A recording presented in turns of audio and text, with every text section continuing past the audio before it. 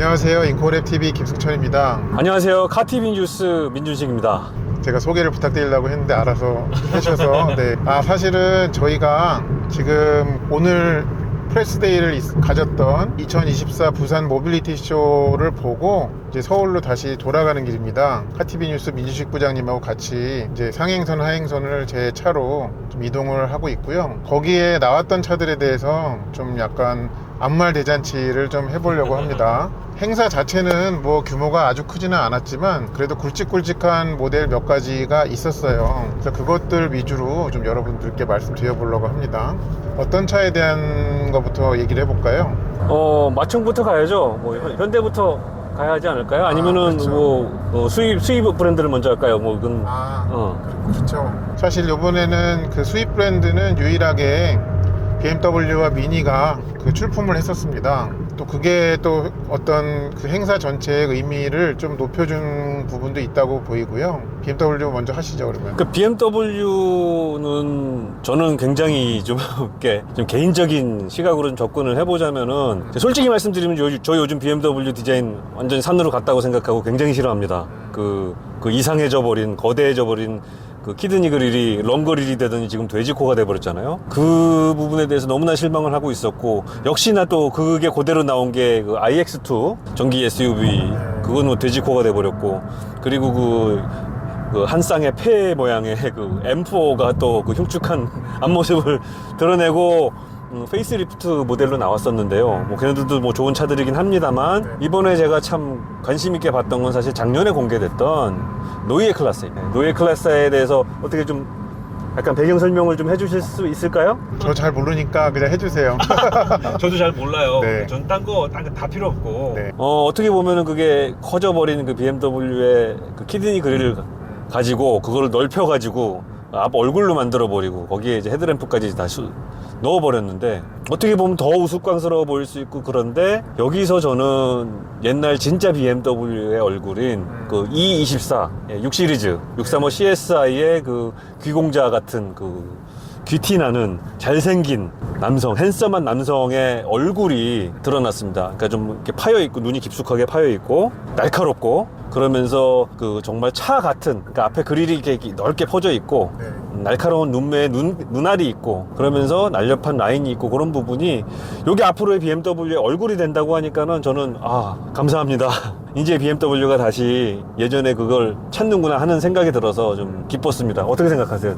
저도 그 부분은 매우 동의를 하는 게, 하여튼 키드니 그릴이 좀 무작정 확대되는 걸로 많은 비판을 아직까지도 좀 받아오고 있는 건 사실인데, 저요.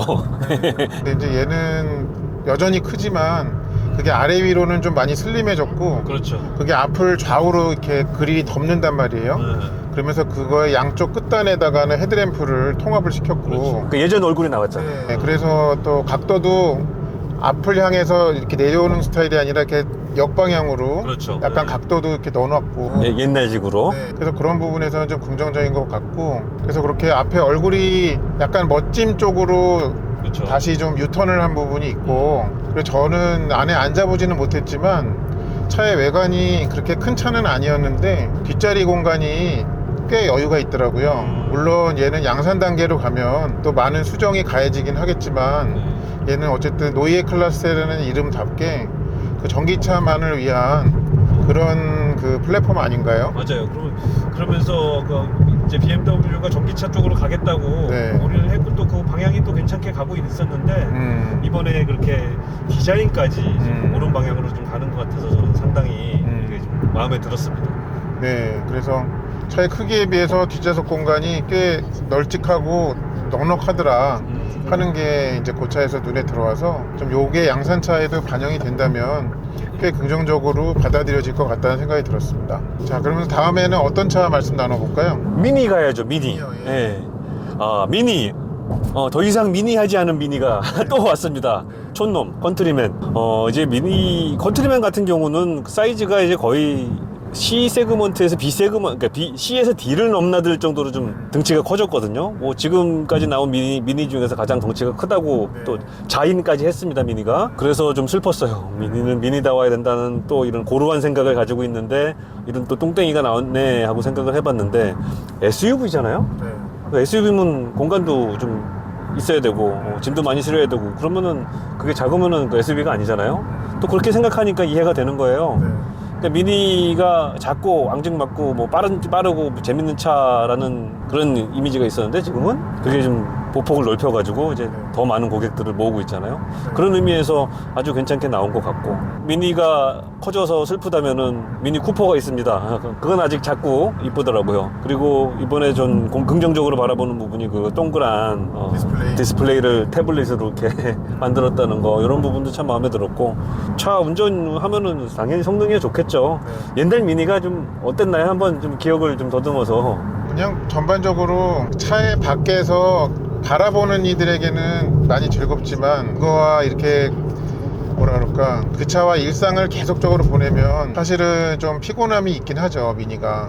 좀 까칠하다 그래야 되나? 저도 좀 그런 좀 느낌을 받았어요. 이렇게 좀 고카트 필링 다 좋은데 이게 너무 민감하니까는 애가 진중하지 못하고 좀 불안한 느낌? 그런 것까지 좀 받는 것 같고, 그렇죠. 또 저같이 이렇게 운전이 서툰, 와인딩 주행이 좀 서툰 사람이 좀 잘못 넣으면은 차가 굉장히 신경질적인 반응을 보여서 제가 깜짝깜짝 좀 놀란 적이 있었거든요. 그런 부분 때문에 저는 미니하고 좀 친하지는 않았던 것 같아요. 하지만 그 미니만의 그 매력이 있어서 좋은 것 같고, 이번에 또 미래의 미니는 이런 것이다 하고 또 보여주는데, 미니는 그래도 자신의 컬러, 브랜드 컬러를 또 그대로 유지하는 것 같죠? 어쨌든 그 브랜드의 원래 좀 그 열광하고 있는 그 팬층을 좀 크기를 넓히는 맞아요. 그런 역할을 해줄 것 같습니다. 맞아요. 네, 그런데 BMW와 미니는 그 정도로 좀 정리를 하고 이제 현대로 넘어오겠습니다. 그렇죠. 이번에 뭐 출품하는 새 차가 있나? 막 그랬거든요. 그런데 의외로 새 차가 하나 있었습니다. 바로 캐스퍼 일렉트릭이었죠. 대박이던데 저는.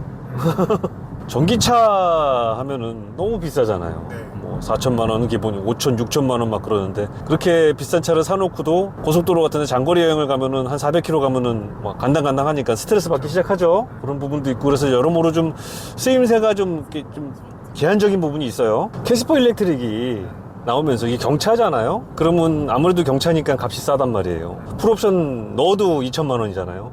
거기에 이제 전기를 넣었어요.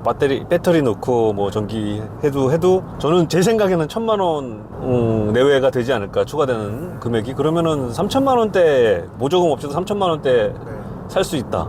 그러면 이게 보조금 하면 뭐 2천만 원대다. 그리고 인증거리가 지금 315km라고 발표를 했잖아요. 315km면은 꽤 멀리 가네, 게다가. 그리고 어차피 장거리 타고 다니기에는 좀 힘들고 하면은, 이게 정말 유용한 게 시내에서 비싼 기름 안 떼고 스트레스 안 받고, 소음 스트레스 같은 거 안 받고 편하게 에어컨 켜고 타고 다니면서, 예를 들어 장 보러 가고, 우리 애 뭐 학원 셔틀 하고 학교 데려다 주고, 뭐 그런 그 데일리로 사용하는, 엄마나 아빠가 데일리로 사용할 수 있는, 매일같이 사용할 수 있는 그런 차량으로는 정말 딱이 아닐까 하는 생각이 들어서, 와, 이거는 사야겠다 하는 생각이 저는 들었어요. 저는 이제 셔틀을 또 해주고 있는 입장에서, 기름 안 떼고 엔진 그렇게 막 혹사하면서 이렇게 안 타고 다니면서 그 전기차를 쓸 수 있다는 거, 그런 게 너무 마음에 들었어요. 어떻게 생각하십니까? 저는 걔가 내연기관 캐스퍼보다 어쨌든 배터리를 넣느라고 길이가 길어졌잖아요. 휠베이스가 늘어났죠. 네, 아까 그 정확한 숫자가 기억이 안 나는데 130mm인가 30mm. 그렇게 늘렸다고 하거든요. 그래서 뭐 폭이야 똑같지만 키 앞뒤 공간이 적었었는데, 적었었죠. 네, 근데 얘는 특히 그 공간이 2열에서 좀 넓어졌기 때문에, 그러니까 딱 옆에서 보면은 늘어난 부분이, 이 A 필러에서 B 필러는 간격은 안 늘어난 걸로 저는 봤고요. B에서 C 필러 사이 간격이 좀 많이 넓어졌더라고요. 바퀴가 뒤로 가버렸고. 근데 비율상 또 이렇게 어색하지 않게 그렇게 패키징을 해놨더라고요. 그 부분이 조금 매우 긍정적으로 작동가는 그 판매에 있어서 작용을 할 것 같은데, 물론 이제 모든 차가 출시돼 봐야 이게 잘 팔릴지 아닐지 알 수는 있겠지만, 처음에 막 이렇게 계약이 폭발적으로 많이 되거나 그러기는 좀 쉽지 않을 것 같아요. 아무래도 전기차 그 비싼 가격. 그러니까 전기차들이 지금 다양한 차종들이 이제 생기지만 그들끼리의 그 가격이 굉장히 촘촘하게 이렇게 많이 들어가 있거든요. 세그먼트 별로. 그래서 좀 저는 우려가 되는 거는 최선을 다해서 할 수 있는 낮은 가격을 하겠지만 그래도 믿지면서 팔 수는 없을 거란 말이에요. 그렇죠. 그러니까는 그렇게 하려면은 그래도 한 3,000원 넘어야 되지 않을까, 넘게 되지 않을까. 그러니까 그 보조금 받기 이전 가격이. 보조금 받기 네. 이전 가격. 그렇죠. 네, 그러니까 실구매 가격으로 하면은 그래도 2,000 중후반은 되지 않을까 생각하는데, 그러면 여전히 그 차를 얼굴만 보고 이제 경차라고 생각하는 분들에게는 좀 높다고 받아들일 수 있고. 그렇지. 네. 경차를 그렇게 주고 사냐. 또 거기에서도 그 돈 씨 얘기가 안 나올 수가 없어 보이거든요. 네, 그러니까 그게 좀, 이건 저도 뭐 가격이 얼마에 나올지 아직 요번에 공개는 안 됐죠. 차만 공개되고 가격 공개는 안 됐는데 가격이 매우 고민스러웠을 것 같아요. 책정하는 분들이. 근데 걔가 어쩔 수 없이 어느 가격에 나오든 간에 그 돈 씨 소리가 나올 것 같아요. 네, 저는 그게 좀 얘가 넘어서야 되는 제일 큰 그 문턱이 아닌가 좀 생각이 들더라고요. 그러니까 저는 전기차인데 이렇게 싸 이제 그런 입장으로 혹 했는데 이제 또 냉정하게 바라보면은 경차가 저렇게 비싸? 이제 그렇게도 받아들일 수 있다. 이제 그런 시각이네요. 그렇죠. 뭐 그거는 이제 뚜껑이 열려봐야 아는 거고, 제가 또 뭐 이불킥을 하는 그 말이 될 수가 있지만 뭐 이왕이면은 잘 팔리면 좋죠. 어떤 차든지. 그런 부분이 조금 우려는 됩니다. 자, 제네시스로 이제 넘어가시죠. 네, 제네시스 네오룬. 네오룬.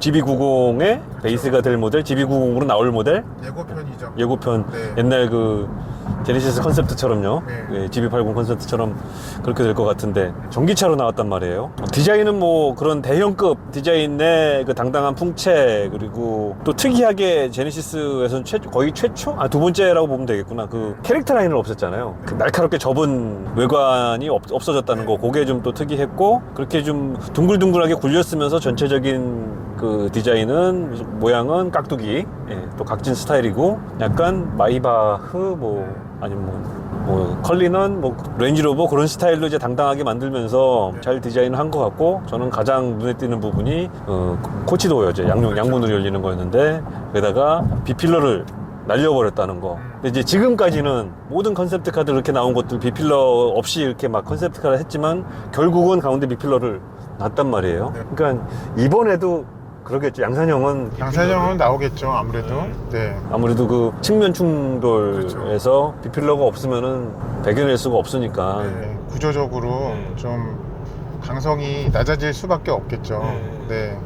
거기가 또 힘을 받으면서 분산을 해야 되는데 그게 없이 그냥, 그러니까 좌우 방향으로 돼 있는 아래와 그 위에 셰시의 위와 아래 부분이 그 오롯이 그 충격을 흡수하면서 해야 되니까, 그래서 양산 단계에서는 비필러가 뭐 유럽이나 아니면은 북미 그 충돌 안전 기준을 맞추기 위해서 필요하게 되지 않을까, 네, 생각이 듭니다. 근데 저는 그 양문 개방 그 코치도는 사실 약간 쓸데없다고 생각을 하는데, 오래 타기가 불편하기도 하고, 그 양문도 코치도가 있는 가장 큰 장점이 가운데 그 비필러가 없음으로써 드나들기 편하고 그 실내 공간 자체가 너무나 그 활용성이 높아진다는 거거든요.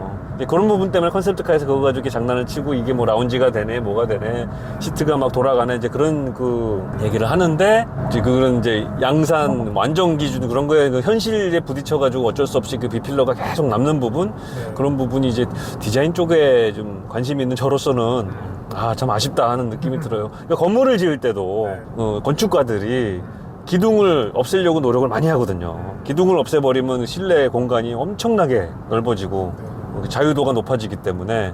그래서 요즘 건물들이 기둥 없는 건물들이 꽤 많은데, 얘도 좀 그랬으면 하는 이제 나름 이제 저는 내피셜 그 바람을 하고 있는데, 이제 헛된 망상이 될 것 같습니다. 저도 그거는 동의를 해요.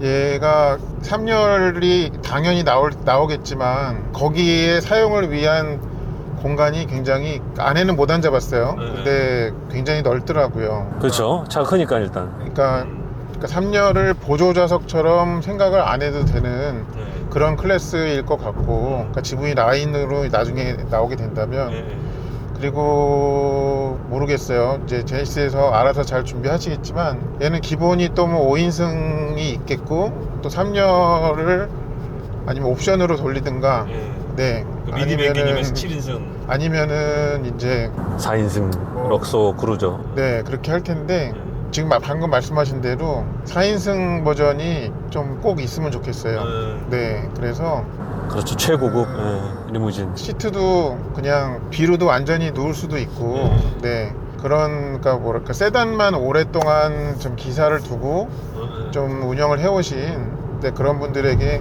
좀 하나의 선택지가 될 수 있게 그런 게 좀 필요하지 않나 좀 싶습니다. 자, 이제 제네시스에서 또 눈길을 끌었던 게 G80 일렉트리파이드, G80 전기차입니다. 신형이 공개가 됐죠. 네. 네. 어떻게 보셨어요? 그 차 글쎄요. 눈으로 봤습니다. 아, 저도 눈으로 보고 마음으로도 봤습니다. 제가 먼저 그럼 얘기를 해볼게요. 일단 중국에서 먼저 공개가 됐었죠. 상하이에서 공개가 됐었죠. 그 휠베이스를 늘려버렸어요. 중국 버전으로 원래 늘린 게 팔렸다고 제가 알고 있는데 그 가솔린 모델에 그 바디 차체를 기반으로 전기차를 만들었는데 저는 그걸 환영하는 부분이 뭐였냐면은 휠베이스가 늘어나면서 뒷자리 공간이 넓어졌잖아요. 근데 G80 그 전기차의 가장 큰 약점이 배터리 공간 확보를 위해서 바닥에 올라왔거든요. 그러니까 바닥에 올라오다 보면은 이 뒷자리 앉은 승객이 다리가 이렇게 된단 말이에요. 무릎이 올라오고 약간 바닥에 앉은 듯한 느낌을 줘가지고 어정쩡해서 시팅 포지션이 안 좋았는데 그 공간을 늘림으로써 다리를 좀 약간 뻗을 수 있는 공간을 줬다는 거, 그게 약 18cm가 늘어났다고 하니까 180mm 그 정도 공간이 늘어남으로써 보다 좀 안정적인 착자감을 주지 않았을까. 아직 앉아보진 않았지만은 그런 느낌이 들어서 아 이제는 이거 뒷자리에 좀 모시고 탈 수 있을 정도, 뭐 갈 수 있을 정도로 그 상품성이 됐다, 개선된 게 아닌가 그런 생각이 들었어요. 네 그리고 요번에 또 공개된 정보로는 배터리 용량이 그러니까 커졌죠. 그렇죠. 그래서 87kWh짜리가 94.5로 늘어났대요.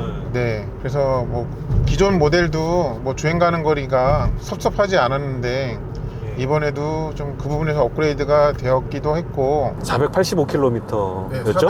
475인가 85인가 그렇게 발표를 하더라고요.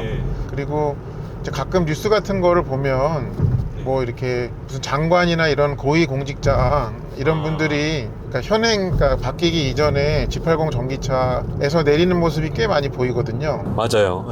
얘는 이번에 나올 모델은 휠베이스까지 길어졌다 보니까 업무용으로 지구공을 쓰기에는 조금 그 주변의 시선이나 이런 거를 신경 써야 되는 그런 분들을 블랙홀처럼 빨아들일 것 같아요. 그렇죠. 의존 코드상 그 지구공을 못하는 분들이 많으니까 그분들이 장관급들이 그러면 그걸로 다 갈 수도 있고 또 관공서는 이 쿼터가 있잖아요. 그 친환경 차를 써야 되는. 근데 이게 또 완벽하게 그 부분을 채워주지 않을까 하는 생각이 드네요. 그러니까 법인차로도 많이 쓰일 것 같고. 그리고 또 하나 좀 생각이 드는 것은 이제 G90급의 어떤 전기차가 아직까지는 없잖아요. 그렇죠. 근데 얘가 이제 휠베이스가 길어졌기 때문에 좀 그게 언젠가는 또 나올 텐데 그때까지 그 역할을 좀 해놓지 않을까. 아니면은 그 차로 또 나중에 그러니까 제네시스에서 제네시스로의 그 좀 고객들을 묶어놓기 위한 그런 좀 전초전이 되지 않을까 라는 생각이 좀 들기도 하고, 또 개인적으로는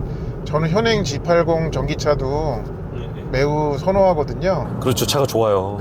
근데 이제 어쨌든 가격도 오르겠지만 신형은 그러면 또 걔가 많은 면에서 좋아졌기 때문에 현행 G80 전기차들이 시세가 영향이 받을 수밖에 없거든요. 아, 노리시는군요. 낙수 효과. 그래서 그런 중고로 좀 그 눈독을 들이고 계신 분들께는 또 하나의 기회로 되지 않을까. 아 저는 네 아직 그럴 수 없습니다. 아이오닉 6도 좋습니다. 그런 생각까지 들더라고요. 요즘 뭐 전기차 계속 전기차 얘기만 하는데 뭐 오늘 전기차밖에 볼 게 없어요 사실. 전기차 얘기를 또 해봐야겠어요. 좀 기아로 이제 가봐야겠죠. 네네. 기아 EV3. 저는 이미 봤었으니까 뭐 오늘 처음 보셨을 것 같아요. 저는 실물 처음 봤고 매우 좋은 느낌을 많이 받았습니다. 그리고 저는 이제 그러니까 비율상으로 그 EV9의 주니어 같은 주니어급 맞아요. 같은 그런 생각이 들었는데, 아까 차를 보면서 저는 사실은 EV9에서 좀 마음에 안 드는 게 이 테일램프가 야간에 켜졌을 때 그 빨간색 줄이 그러니까 세로로 오면서 이렇게 펼쳐지잖아요. 그렇죠. 그게 조금 개인적으로는 마음에 안 들었는데 얘는 그 부분에서 좀 디자인적으로 좀 정돈이 되어 있는 맞아. 정돈이 더 돼 있어. 맞아요. 그런 인상을 줬고요. 예. 그리고 타보기 전에는 뒷자리가 좀 너무 좁지 않을까 짧으니까. 하는 그런 걱정을 했었는데 공간은 충분하더라고요. 넓다고 볼 수는 없지만 높아서 네. 예, 의자가 시팅 포지션이 높으니까 다리가 네. 이렇게 뭐 뻗어야 될 게 아니고 그냥 네. 딱 맞게 그냥 들어가는 맞는 느낌? 저는 네. 그런 느낌을 받았어요. 맞아요. 그래서 그냥 좋은 느낌을 주더라 EV3는 그런 말씀을 드릴 수 있겠습니다. 그리고 또 전기차 또 돈 얘기하는데 크고 비싼 차만 파는데 작고 좋으면 좋은 전기차 이제 선택지가 좀 넓어진다는 거에 있어서 좀 긍정적으로 좀 판단을 하고 있습니다.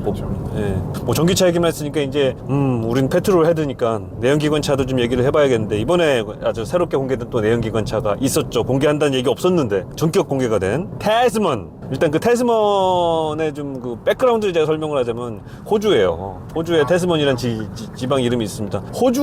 호주 사람들이 야 이거 우리 픽업 트럭 좀 만들어줘라 하고 얘기를 했나 봐요. 기아에다가. 그래서 기아가 제가 듣기로는 뭐 아직 오피셜은 아닙니다만 모하비의 사다리꼴 프레임을 기반으로 해서 내연기관 픽업 트럭, 정통 픽업 트럭을 만들었습니다. 근데 보다시피 이게 무슨 포드 F 시리즈 픽업 트럭이에요. 그러니까 뭐 그 앞에 본닛이 굉장히 높고 거기 뭐가 들어갈지 모르 한 20기통짜리 엔진 들어가도 될 것 같아요. 막 엄청나게 큰 본닛하고 이제 당당한 체구, 깍두기 그리고 적재함이 굉장히 길더라고요. 예, 그 뭐 길이가 거의 6m 될 것 같아요. 그러니까 차 크기가 지금까지 국내에 나왔던 그 픽업 트럭 중에서는 가장 크지 않나 하는 생각이 들고 그 모델은 사실은 실차가 아니었습니다. 그냥 모델이었어요. 그냥 바퀴만 4개 달아놓고 클레이 모델을 만든 걸 기반으로 해서 그냥 모컵이라 그러죠. 예, 모컵 모델이었습니다. 내가 밑을 봤더니 그게 없더라고요. 외관도 이제 그 테스트 단계이기 때문에 좀 이런저런 위장을 해서 그렇죠.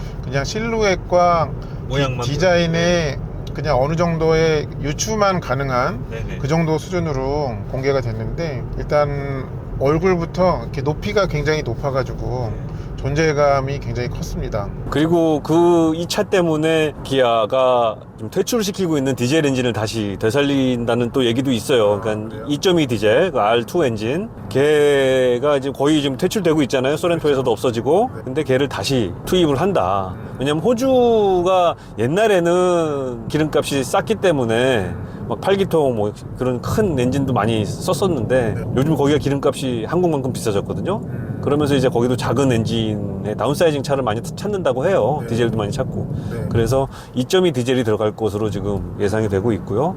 그 밖에 그 3.5 람다 엔진 이제 계열이 또 이제 들어갈 것이라고 하고 우리나라하고 호주 위주로 좀 생산이 된다고 하는데 미국이 이제 픽업에 나라인데 미국 안 들어가냐 그러는데 미국에서는 아직 생산 계획이 좀 없다고 알려져 있고 수출은 못합니다. 미국은 그 픽업 트럭을 보호해요. 그래서 수입 픽업 트럭엔 25%의 관세가 붙습니다. 그래서 미국에서는 우리나라에서 만들어서는 미국에는 수출할 수가 없다. 그 정도가 되겠습니다. 꽤 미국 시장에 어울릴 그런 사이즈였는데 근데 제 개인적인 생각으로는 못 비벼요. 디자인 좋고 한데 워낙 거기는 쟁쟁한 애들이 많아가지고 뭐 F 시리즈가 워낙 또 세고 거기다 그 쉐보레도 또 엄청나게 많은 라인업을 가지고 있고 그 풀사이즈 픽업 트럭도 그렇고요. 미국 사람들은 픽업이 그냥 걔네 그겁니다. 국민 차입니다. 가장 많이 팔리는 게 F-150고요. 그렇기 때문에 미국 시장에서는 어렵지 않을까.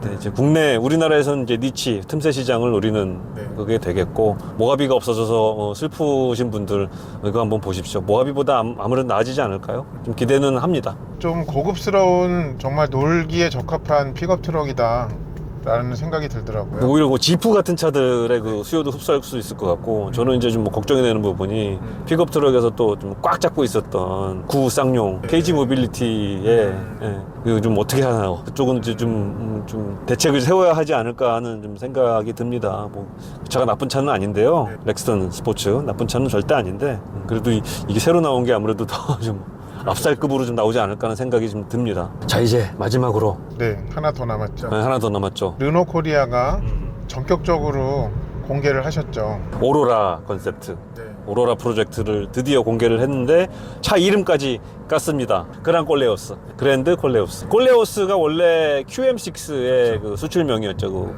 프랑스 현지 모델명이었는데 그 이름을 붙였고 거기에 좀 차가 커졌으니까 그랜드를 붙여가지고 그랑, 예, 불어로 그랑 콜레오스가 됐습니다. 그 CMA 플랫폼을 사용함으로써 네. 일단 상품성을 갖췄다 그렇게 막 자랑을 막 했는데 그 자랑을 엄청 하잖아요.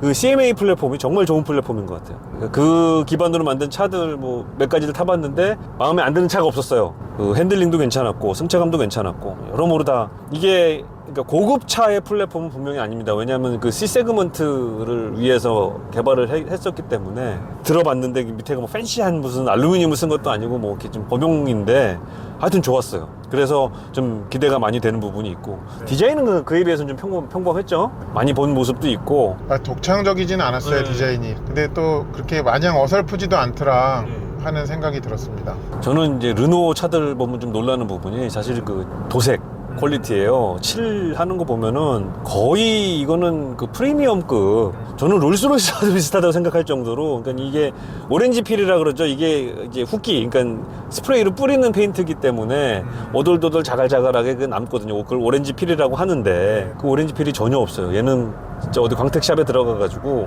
한번 이렇게 문대에서 밀어낸 것 같은 느낌의 아주 플랫한. 제가 촬영을 하는데도 그 사람 얼굴이 거울처럼 비치더라고요. 그 도장면에. 예, 그런 부분에 좀 높은 평가를 주고 싶고 인테리어도 솔직히 말씀드리면 약간 중국차스럽기는 했어요. 이게 그냥 팬시해 보이긴 하는데 뭔가 어설퍼. 예를 들어 이렇게 무슨 가니쉬 같은 게 좀 약간 촌스럽다든지. 그러니까 지금 이 차만 보더라도 얘는 콜레오스에 비하면 사실 인테리어가 되게 소박하거든요. 여기도 막 플라스틱 딱딱한 거 쓰고 뭐 비닐 쓰고 막 그랬는데 훨씬 고급스러워 보여요. 이게 좀 세련되고. 근데 걔는 약간 중국차스러웠다. 이제 그런 느낌은 있었지만 고급스러워 보였고 디자인도 괜찮았고. 그리고 전 특히 요즘 그 디지털 좋아하는 사람들 이게 이제 앞에 전체가 다 스크린 디스플레이. 뭐 포르쉐처럼 여기도 이제 패신저용 엔터테인먼트 스크린이 있다는 거. 이것도 좀 그런 거 테크 세비한 사람들한테는 좀 매력 포인트가 세 개의 스크린으로. 네, 3개의 스크린으로. 그것도 좀 인상적이었습니다. 그 르노 코리아 사장님이 프레젠테이션을 많이 하셨는데 이 차에 좀 여러 가지 셀링 포인트 그거 중에 뒷좌석 공간성을 많이 강조를 하시더라고요. 그래서 그런 부분도 있고 MVH도 신경을 많이 썼다고 하고 그리고 얘도 이제 이텍 하이브리드가 들어가는데 터보 엔진이라고 그러시죠. 1.5 터보의 하이브리드인데 어떤 시스템인지는 정확하게는 얘기를 안 했는데 시스템 출력이 245마력이나 된다고 하니까 힘도 충분해 보이고요. 이게 지리 거를 썼나? 지리가 제가 그런 하이브리드 시스템이 있다고 들은 것 같거든요. 그러니까 저는 지금 사실 중국이 알게 모르는 사이에 일본과 한국을 제치고 하이브리드 강국으로 지금 막 쭉쭉 올라오고 있거든요. 그래서 사실은 그 시스템을 썼는지 아니면 그 르노 자체 시스템인지 지금 르노 그 XM3S는 그러니까 그 지금 뭐 아르카나 하이브리드랑 완전히 다른 시스템인 걸로 좀 알고 있거든요.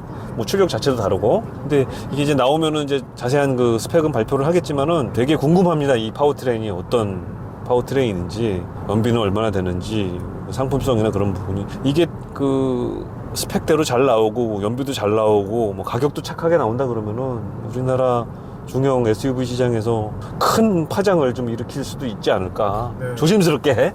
그리고 이제 르노 코리아가 이렇게 아주 굵직한 신차가 좀 한동안 없었잖아요. 없었죠. 그래서 아마 그런 부분에서 그 회사 차원에서 조금 목마름이 오랫동안 계속되었는데 얘가 좀 그런 면에서 굉장히 좀 단비 같은 맞아요. 그런 존재가 될 것 같거든요. 근데 차의 본질적인 뭐 예를 들어 승차감, 뭐 핸들링, 주행감 이런 부분에 있어서는 사실 비교 우위라고 해도 될 정도로 르노가 차가 괜찮거든요. 근데 이제 상품성이 떨어지고 너무 모델이 나온 지가 오래되고 하는 부분 때문에 이제 지금 발렸죠. 뭐 차를 뭐 팔지도 못하고 있잖아요. 솔직히 1년에 한 달에 10,000대도 못 파는데 그런 부분이 이제 좀 해소가 되고 그래서 좀 우리나라 그 자동차 국산 자동차 시장에서 좀 건강한 경쟁이 있어야 된다고 좀 생각을 하고 그러기 위해서는 가격이 좀 잘 나와야 된다.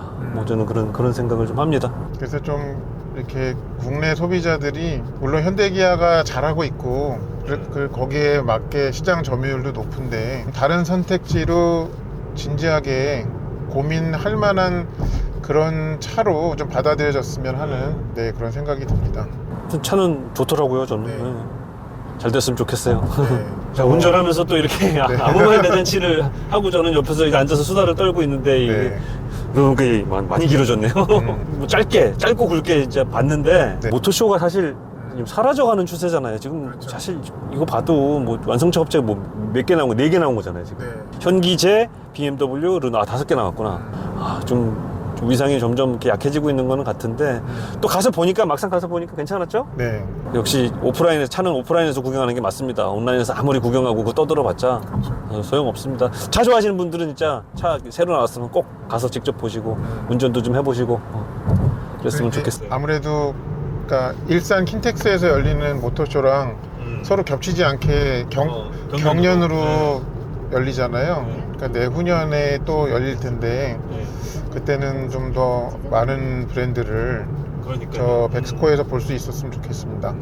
아, 오늘 수고 많으셨습니다. 수고 많으셨습니다. 하루 일정이 좀 터프했는데 그래도 가볼 만한 가치가 있었고 네. 저는 즐겁게 관람을 하고 왔습니다. 너무 즐겁게 수다 떨면서 또 돌아가고 있어요. 아, 네. 오늘 감사합니다. 네, 감사합니다. 또 기회가 되면 다음에 같이 또 네, 모셔서 좀 얘기 나눠보겠습니다. 감사합니다. 감사합니다.